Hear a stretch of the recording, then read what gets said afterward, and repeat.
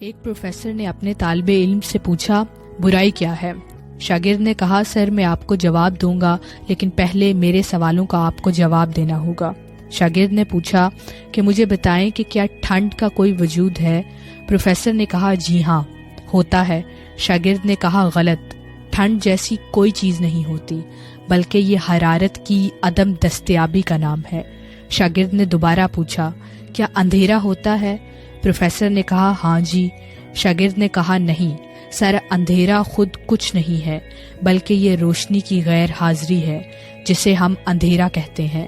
Physics کے مطابق ہم روشنی اور حرارت کا مطالعہ تو کر سکتے ہیں مگر ٹھنڈ یا اندھیرے کا نہیں۔ سو برائی کا بھی کوئی وجود نہیں ہے، یہ دراصل ایمان، محبت اور اللہ پہ پختہ یقین کی کمی کا نام ہے اور اسے ہم برائی کہتے ہیں۔ یہ حاضر جواب کسی اور شاگرد نے نہیں بلکہ البیرونی نے دیا تھا۔ The highest knowledge, knowledge of Holy Scriptures۔